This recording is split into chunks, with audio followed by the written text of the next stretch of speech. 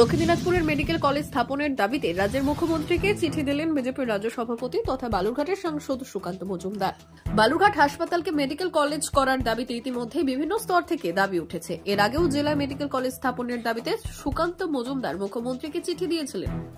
এদিন আবারও তিনি একই দাবিতে মুখ্যমন্ত্রীকে চিঠি পাঠান। বিশ্বস্ত সূত্রে জানা গিয়েছে, উত্তরবঙ্গ সফরে আসতে চলেছেন মুখ্যমন্ত্রী মমতা বন্দ্যোপাধ্যায়। দক্ষিণ দিনাজপুর জেলাতেও তার আসার কথা রয়েছে। বিজেপি রাজ্য সভাপতি সুকান্ত মজুমদার এই সম্বন্ধে কি জানিয়েছেন শোনাবো।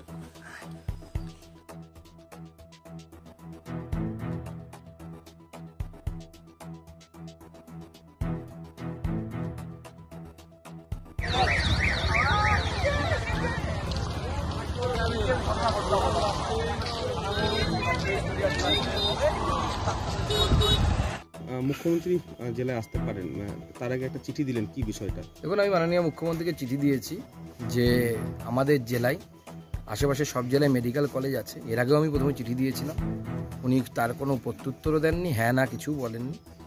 তো আমি চিঠি দিচ্ছি, আবার চিঠি দিলাম যে আপনি মেডিকেল কলেজ এই জেলায় ঘোষণা করুন। প্রত্যেক জেলায় মেডিকেল কলেজ করবে, এটা নরেন্দ্র মোদীর স্বপ্ন। আপনি কেন এই জেলাকে বঞ্চিত রেখেছেন, এই দাবি নিয়ে আমি মাননীয় মুখ্যমন্ত্রীর কাছে চিঠি দিয়েছি। আপনি যখন এই জেলায় আসছেন, এসে যেন অবশ্যই মেডিকেল কলেজ ঘোষণা করেন।